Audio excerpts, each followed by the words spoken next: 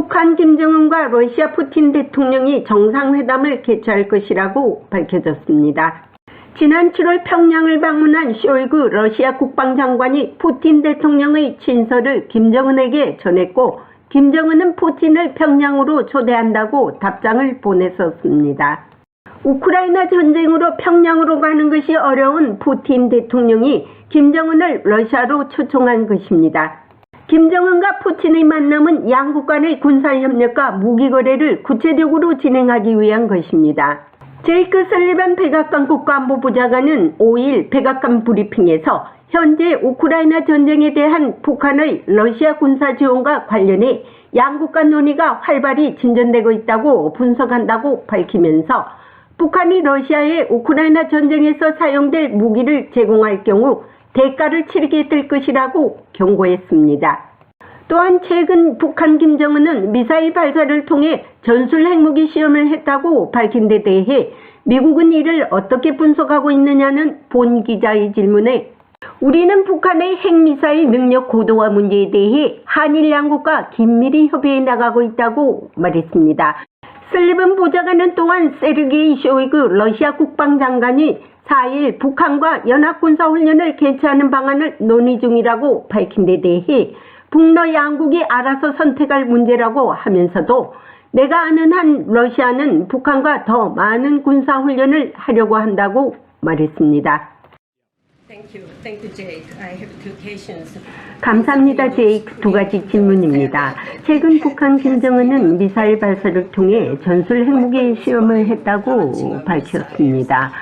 미국은 이를 어떻게 분석하고 있습니까? 그리고 두 번째 질문입니다. 쇼이구 러시아 국방장관이 북한과 러시아 해상 합동 군사훈련이 가능하다고 했습니다. 이것에 대해 개안은 어떻게 우려하고 있습니까? 우리는 북한의 핵미사일 능력 고도화 문제에 대해 한일 양국 간 긴밀히 협의해 나가고 있습니다. 저는 그들이 가장 최근에 대해서 구체적인 언급은 없고요. 다양한 입맛에 맞게 그들은 말하고 있습니다. 우리는 각각의 개별 테스트를 연구하고 성능을 결정하고 있고 가장 최근 캠프 데이비드에서 윤 대통령과 기시다 총리와의 정상회담에 입증되었듯이 우리는 점점이 더 긴밀해지고 상호 연결된 상호 협력을 통해 대응하고 있습니다. 그리고 북러 군사훈련에 대한 쇼이구의 논평과 관련하여 제가 아는 한 러시아는 북한과 더 많은 군사훈련을 하려고 합니다. 그렇게 하기로 결정하면 그것은 그들의 몫이라고 봅니다. 인도태평양 전역의 더 넓은 활동 패턴, 즉 안보 협력을 살펴보면 연습과 안전하고 개방적이며 번영하는 인도태평양을 보장하기 위한 공동노력, 즉 미국이 광범위한 동맹국 및 파트너 네트워크와 함께 해온 일이 해당 지역의 안전과 안보를 강화했다고 믿습니다. 그리고 2023년은 바이든 대통령이 인도와 동남아시아, 호주, 태평양 제도 그리고 한국과 일본에 이르기까지 관계에서 상당한 진전을 이룬 해였습니다. 따라서 우리는 억제 능력 안보 및 번영을 강화하는 데 있어서 우리가 이룩한 진전에 대해 상당히 희망적이고요. 우리는 다른 국가 그들이 발전시키고 있는 관계가 스스로 대변할 수 있도록 할 것입니다. 설리반 보좌관은 또한 북한과 러시아의 무기 거래를 차단할 것임을 밝히면서 북한이 러시아에 우크라이나 전쟁에 사용될 무기를 제공할 경우 분명한 대가를 치르게 될 것이라고 경고했습니다. 우리는 계속해서 이 문제를 제기할 것이고 북한에 우크라이나 사람들을 죽일 수 있는 무기를 러시아에 제공하지 않겠다는 공개적인 약속을 준수하도록 계속 촉구할 것입니다. 다른 주권 국가에 속한 영토를 정복하기 위해 겨울을 맞이하는 동안 곡물 사일로와 중요 도시 그리고 난방 시설 등을 공격하기 위해 전장에서 사용할 무기를 러시아에 제공하는 것은 북한에 좋지 않은 영향을 미칠 것이며 국제사회에서 북한은 이에 대한 대가를 치르게 될 것입니다. 우리는 또한 제재를 가했습니다. 북한을 러시아로 가는 무기 공급원으로 이용하려는 모든 노력을 방해하기 위한 구체적이고 표적화된 제재입니다. 최근 8월 중순까지 그렇게 했고요. 우리는 북한이 이러한 무기를 제공하지 않겠다고 공개적으로 밝힌 약속도 준수해야 한다는 것을 개인적으로나 공개적으로도 분명히 전달했습니다. 국제사회의 외톨이가 된 북한과 러시아의 밀착 관계와 무기 거래를 국제사회가 우려하고 있는 것은 그들이 비정상적인 상태에 있기 때문입니다. 여기에 중국이 가세하여 북중러가 밀착된다면 상상할 수 없는 군사 도발들이 이어질 수 있기 때문입니다. 한미일 공조가 어느 때보다 철통 같아야 할 때가 아닌가 생각해 봅니다. 백악관에서 보이스 오브 워싱턴 제니박입니다. 조은진 우리공화당 대표님 반갑습니다. 반갑습니다. 제니박 기자님. 예, 반갑습니다. 자, 오늘은요, 또, 김정은 러시아, 또 푸틴, 김정은과 러시아와 푸틴 대통령이 지금 만남을 갖고 이제 계획을 하고 있는데, 지금 이 발표만 나왔지, 정확한 것들이 지금 잘 안 알려지고 있거든요. 그러면 이게 지금 한국에서는 어떻게 알고 있습니까? 오늘쯤 만날 거라는 예상도 있는데. 10일 날부터 13일까지 이제 소련 브라디보톡에서 러시아 네, 브라디보톡에서 동방경제 포럼이 열리지 않습니까? 네네. 이제 그 중에서 러시아의 푸틴 대통령이 12일 날 응, 이렇게 뭐 참석한다는 얘기들이 이제 러시아에서 공식적으로 발표를 했지 않습니까? 네. 그러면은 김정은은 지금쯤 이미 브라보톡으로 출발을 해서 12일 날 만날 준비를 할 거다. 근데 이제 김정은의 동선에 대해서는 상당히 의문으로 가고 있습니다. 뭐 그쵸. 보통 보면 한 1200km 열차로 가는 것이 관례인데 국정원의 말을 빌리면은 국정원에서는 열차 아닌 다른 경로로 갈 가능성도 굉장히 있다. 이렇게 지금 발표하고 있는 상황입니다.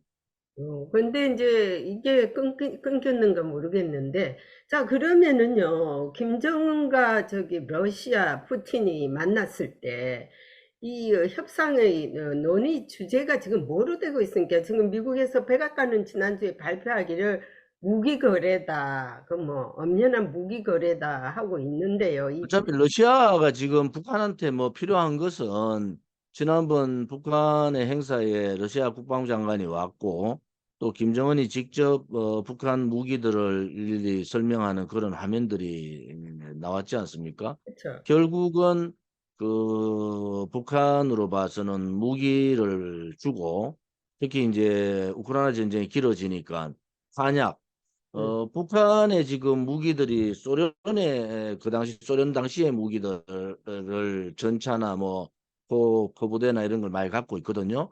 특히 네. 이제 122mm, 155mm 이게 이제 포탄 이 러시아로서는 가장 많이 필요한 그러한 상황이라서 북한이 이런 122mm나 125mm 포탄을 약 수백만 발 지금 갖고 있다는 정보예요.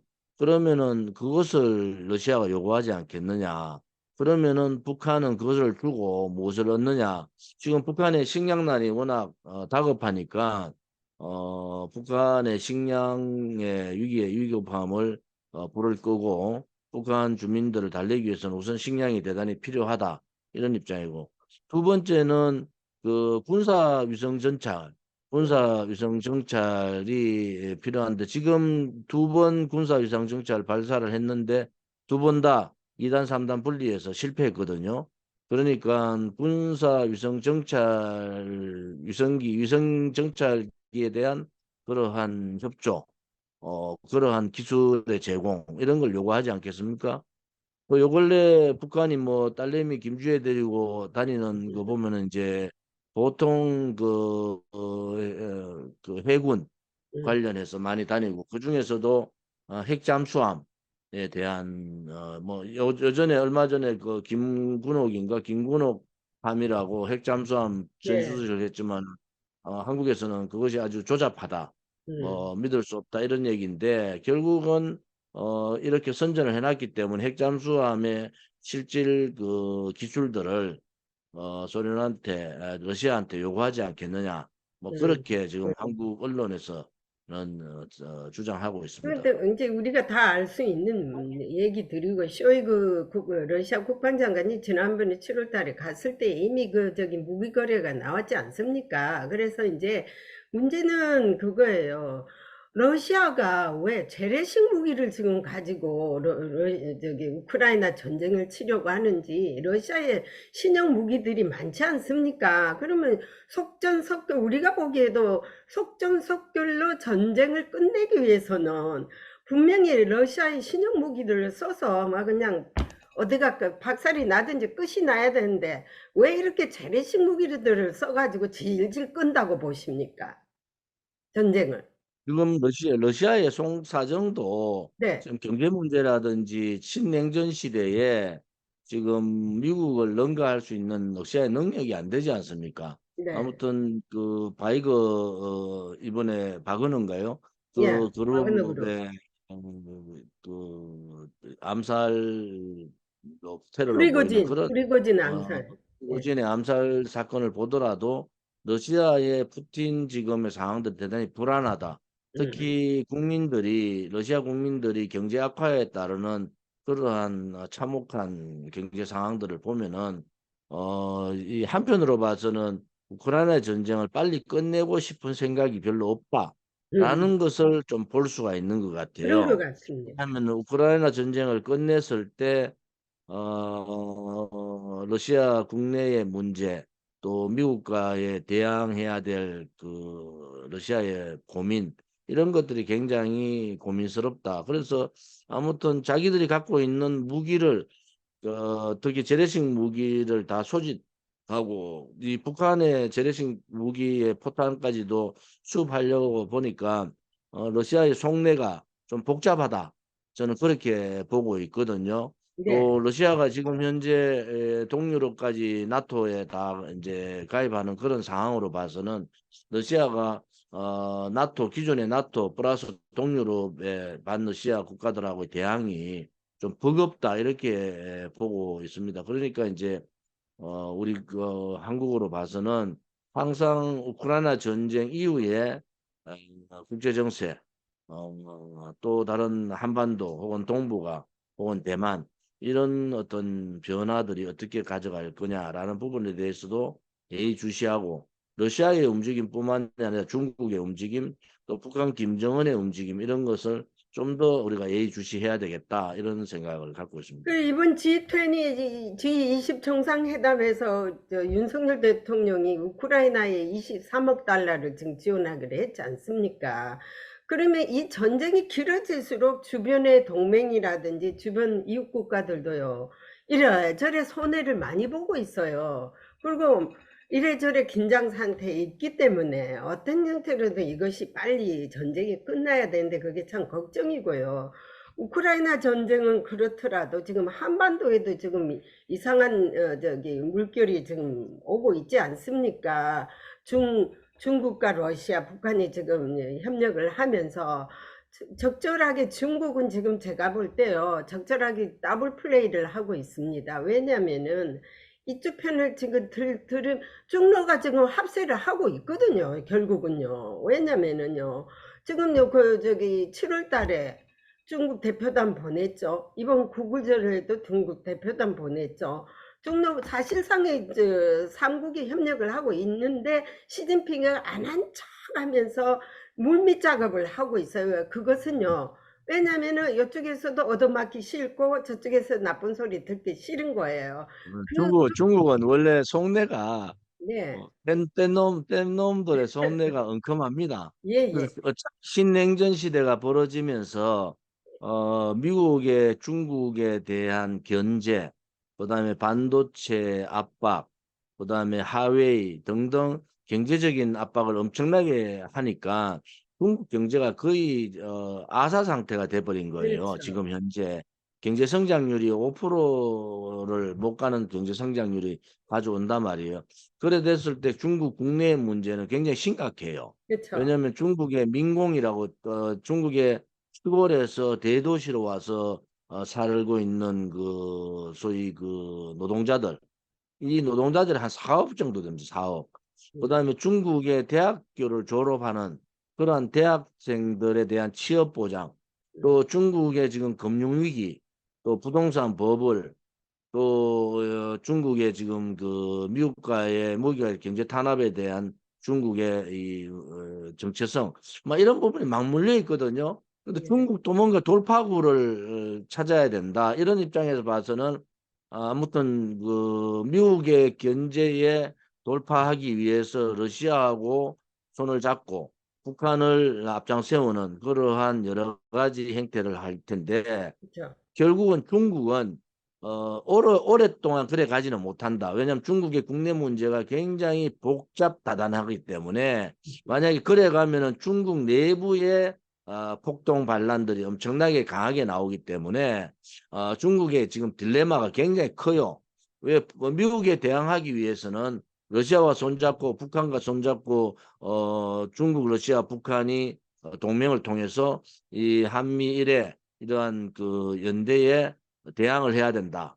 또 이 우방국 반중 반러시아 우방 국가들에 대항을 해야 된다는 원칙은 맞는데 예. 속내를 들여다보면은 예. 이것을 계속 끌고 가면은 자기들이 아사할 상황이 됐단 말이에요. 그렇죠. 경제적으로. 그래서 양동 작전. 그러니까 이중 아까 우리 제니박 기자 말한 대로 이중 플레이. 더블 이제는 플레이.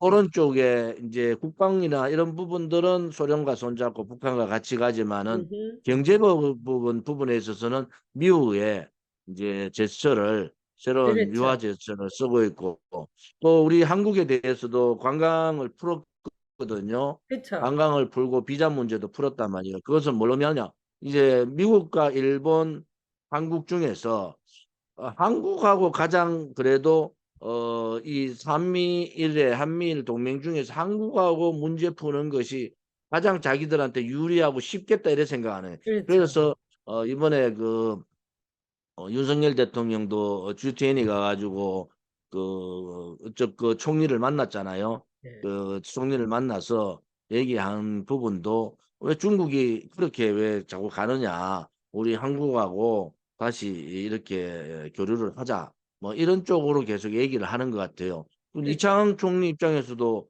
뭐 우리가 미국하고 일본하고는 적대를 할 수 있지만 굳이 한국까지 그 적대의 범위에 갈 필요가 하긴. 있느냐. 음흠. 한국의 사정을 보면은 결국은 미국을 반할 수 없고 미국하고 같이 밖에 갈 수 없는 그런 역학적인 구도를 자기들은 알고 있기 때문에 그렇죠. 실리적인 부분에 있어서는 한국하고 좀 이중 플레이를 좀 해도 된다. 이런 그렇죠. 중국의 이제 지도부에 대한 결정이 된 것 같아요. 그렇죠. 그러니까 이제 G20에서도 총리하고 지금 윤석열 대통령을 만나고 또 다음에 다시 자주 보자 이런 얘기까지 할 상황인 거 아니겠습니까? 그래서 이번에 G20에서는 일본이 중국을 못마땅지 않았습니까? 그런 것을 볼 때는 상당히 잘한 것이고요.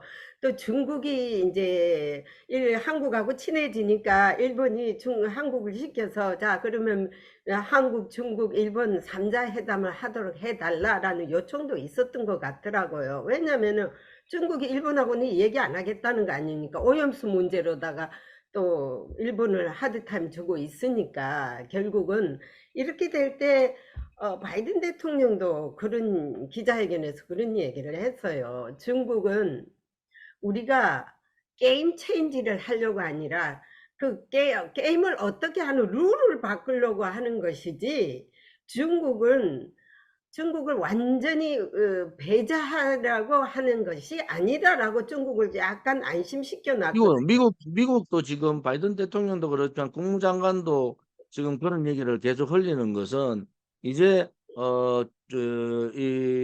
러시아의 그 우크라이나 전쟁을 대강 끝을 내자. 그렇죠. 그러면서 중국도 거기에 휩쓸리지 마라. 우리가 중국 당신들을 사실 중국하고 러시아가 손을 잡으면 좀 미국도 골치 아파지잖아요. 그렇죠. 그러니까 중국 당신들을 타도의 대상으로 보는 것이 아니라 그렇지, 그렇지. 우리 경제에 대한 너무 많은 침탈을 하니까 그거에 대한 견제를 두는 거고 당신은 G2가 아니고 그냥 중국의 경제 상황들을 이끌어가는 그러한 국가로 그렇죠. 남아라. 막 그렇죠. 이런 뉘앙스로 얘기를 한 것 같고, 중국도 실질적으로 미국의 경제 압력 봉쇄를 당해 보니까 이게 간단치 않거든요. 그렇죠. 이게 또 우방 국가들이 다 미국 쪽으로 돌아서고, 또 미국이 바이든 대통령이 베트남을 방문했잖아요.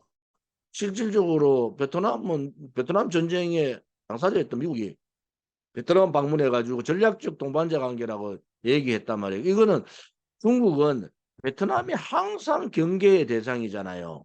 자기 턱 밑에 있는 베트남이 개방을 하고 중국보다 지금 발전 속도가 막 빨리 가고, 그것도 미국하고 손잡는 순간에 베트남은 엄청 속도가 빨리 갈 거라고요. 그렇죠. 그 변화의 속도가, 그러한 베트남을 바로 그 밑에 있는 베트남이 미국하고 손잡은 상황이 되니까 중국으로 봐서도 더 이상 미국하고 싸울 이유가 없지 않느냐. 그 중에서도 한국하고 굳이 싸울 필요가 있느냐. 이런 생각을 좀 전반적인 전환들이 좀 되고 있는 상황이다. 이렇게 볼 수가 그래서 있겠죠. 이제 베트남에 그래도 상당히 많은 부분을 투자한 나라가 한국이래요.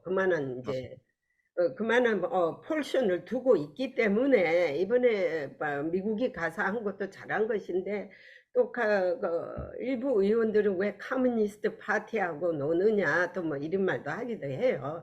하지만 일단은 이래요. 중국 지난번에 우리가 5월 달에 조은진 대표님하고 한국 프레스센터에서 말한 기억나죠? 우리도 중국하고 이 견제를 두고 미국이 시키는 대로 완전 등을 돌려갖고 열심히 갔더만은 뒤에 보니까는 미국은 없더라는 거 아닙니까?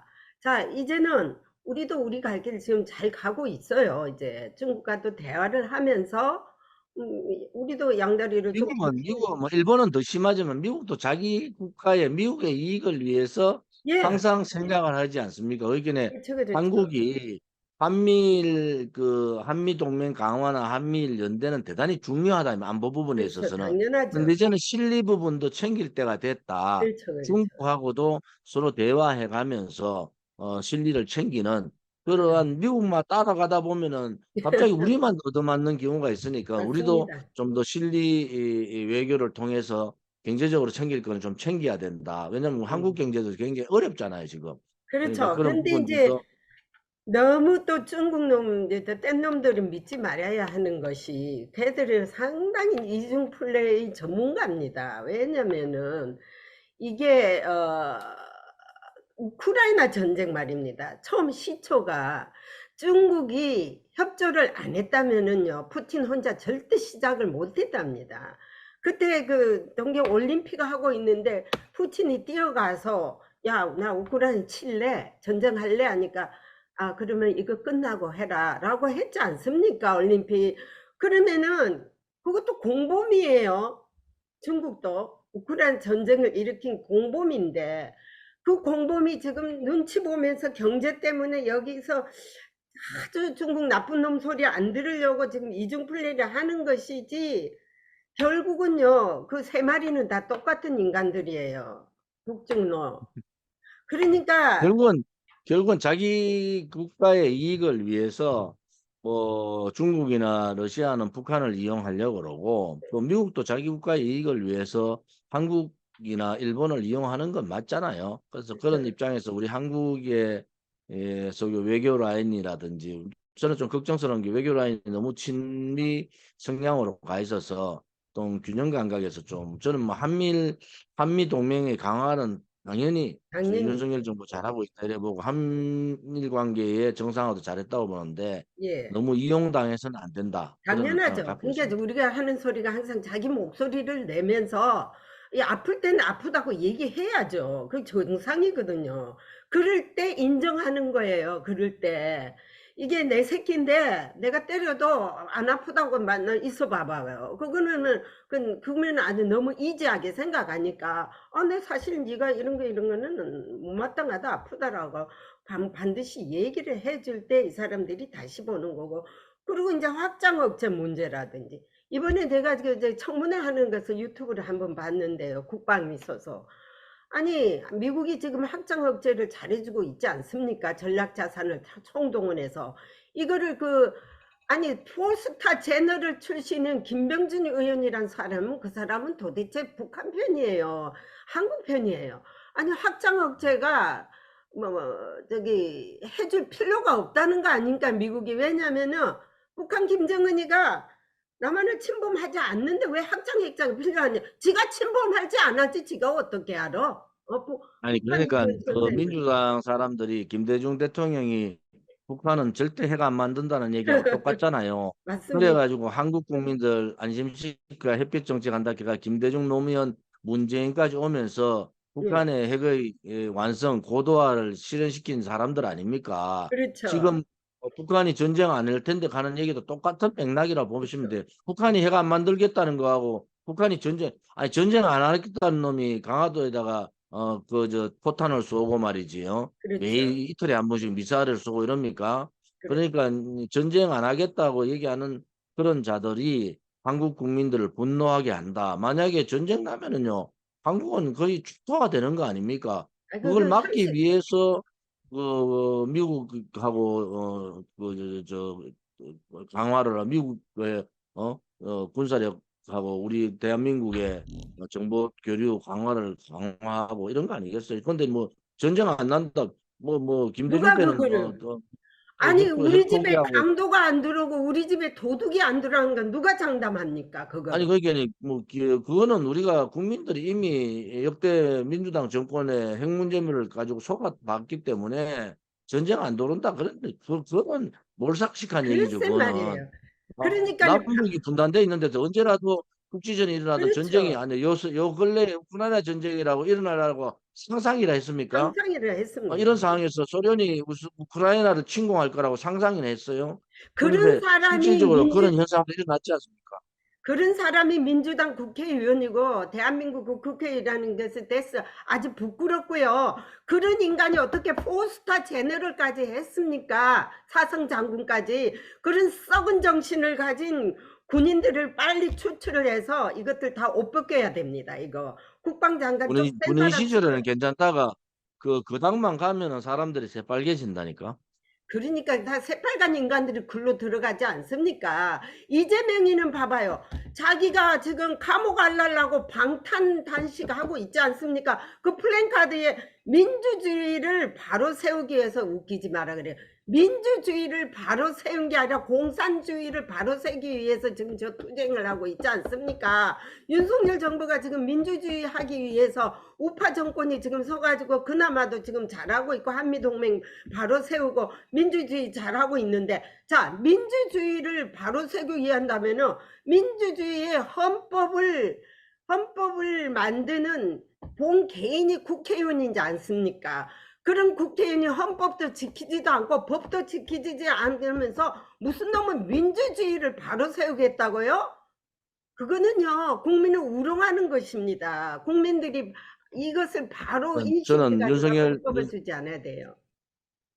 윤석열 정부가 한미 동맹 강화하고 일본과의 관계를 정상화시키고 또 여러 가지 그 지소미아 해결하고 또 이제 우방 국가들과의 반중 노선, 반중 안보 블록을 형성하는 거는 다 옳다고 보는 입장이고요. 그렇죠, 그렇죠. 그런데 국내의 그 팬데믹 이후에 국내 민심들이 간단치 않습니다. 지금 그 자영업자나 중산층들이 무너지면서 소상공인이나 자영업자 대단히 어렵고 또 미국의 고금리 정책으로 해서 한국도 금리를 올릴 수밖에 없는 상황이고 거기에 대한 직격탄을 일반 서민들이나 일반 중산층들이 직격탄을 맞고 있기 때문에 이제 국내 정치에 좀 신경을 써야 된다. 이렇게 가면 총선은 필패입니다.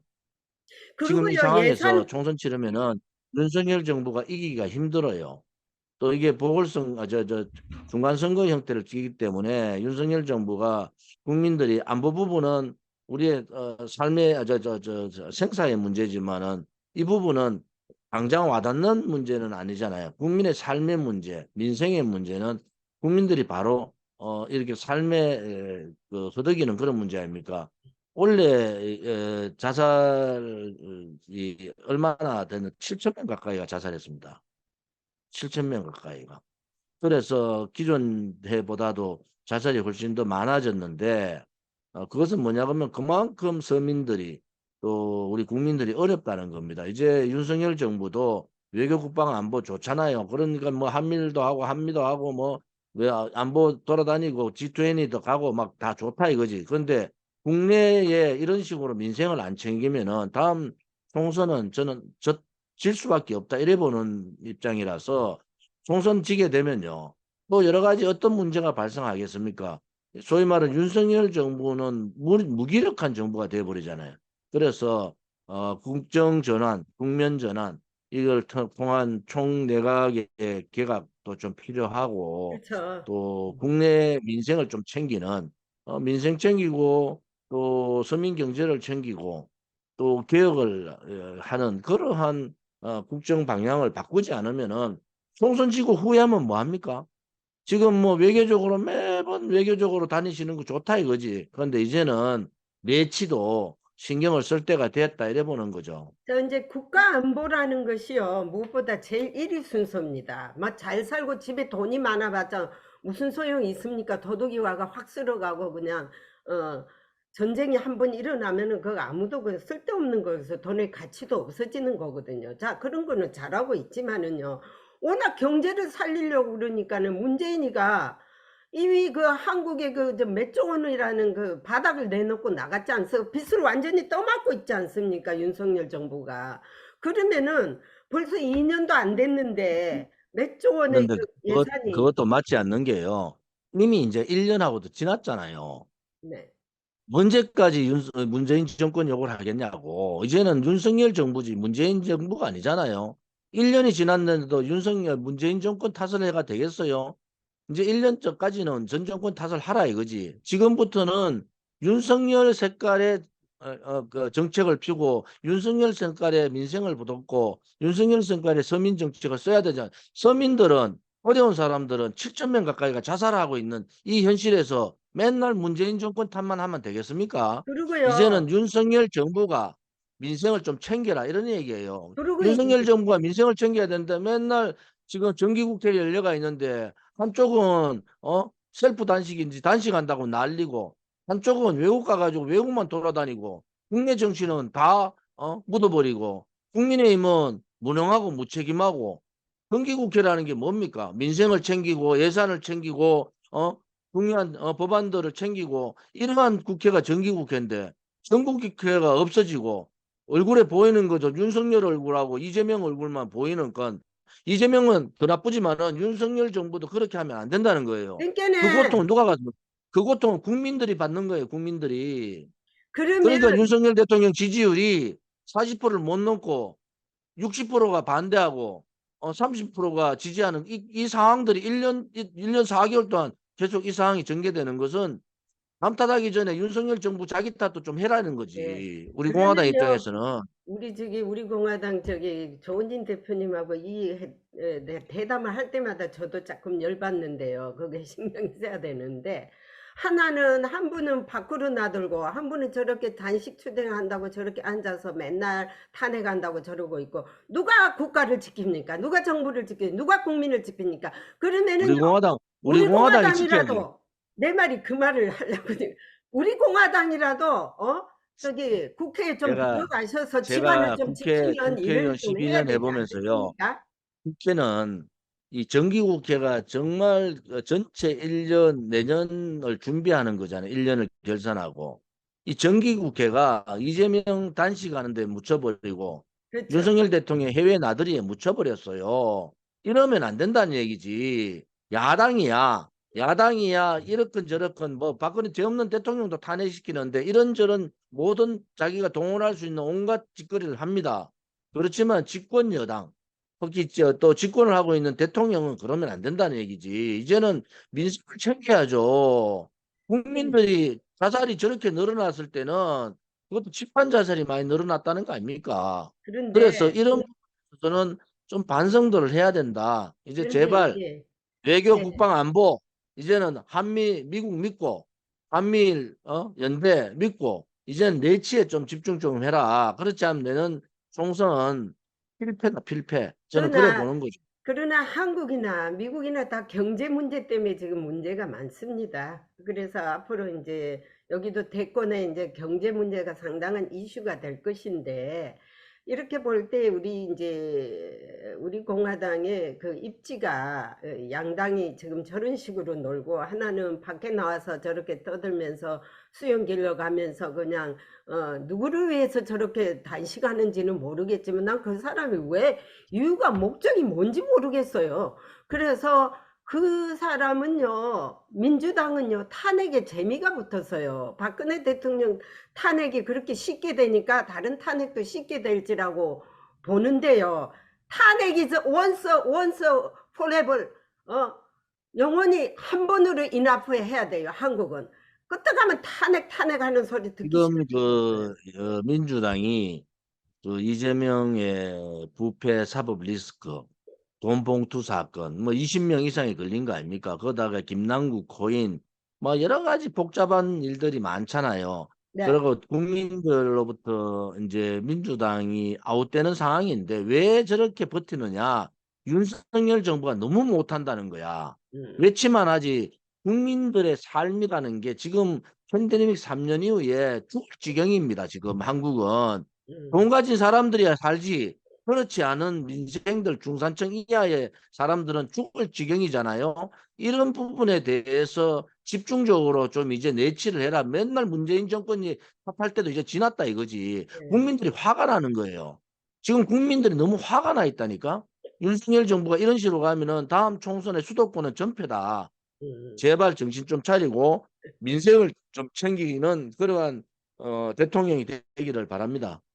저도 이제 잘 그 피부로는 못 느끼고 있으니까, 미국에 있으니까 뭐 잘 아시겠죠. 자, 이래서 정신 차릴 사람이 한두 명이 아니네요. 듣고 보니까는. 그래서 이제 우리 공화당의 입지가 지금 상당히 중요하다고 보는데요. 앞으로 이제 진짜 골키퍼처럼 지키고 돌아다니고 뭐 외치를 하든 안에서 저 난리를 하든 우리 공화당 같은 당이, 든든한 당이 있어가지고 한 사람이라도 제정신으로 그 나라를 지키고 뭐 국민을 생각할 수 있게. 국민들이 우리 공화당을 다음 총선에 좀 선택을 하셔야 돼요. 예, 왜냐하면은 맞습니다. 저렇게 오만하고 무능력하고 무책임한 국민의힘에 대한 견제, 각성을 좀 시키고 네, 또 좌파 민주당하고 좀 당당하게 싸울 수 있는 그렇죠. 다른 말하고 싸울 수 있는 그러한 정당이 필요하지 않습니까? 이제 예, 국민들께서 오른쪽에 확실한 우파 정당, 우리 공화당에 관심을 가져주시기를 바라고 우리 공화당 동지들께서도 최선을 다해서 이번 총선에 임하시기를 저도 뭐 하겠습니다만은 함께 해주기를 바랍니다. 예, 잘 될 거예요. 잘 될 거고요. 다 그렇게 노력하는데 뭐 노력이 대가가 있을 거라고 봅니다. 자, 오늘은 여기까지 하고요. 또 다음에 네, 뵙기로 합시다. 자, 오늘 고맙습니다. 감사합니다. 감사합니다. 예. 네.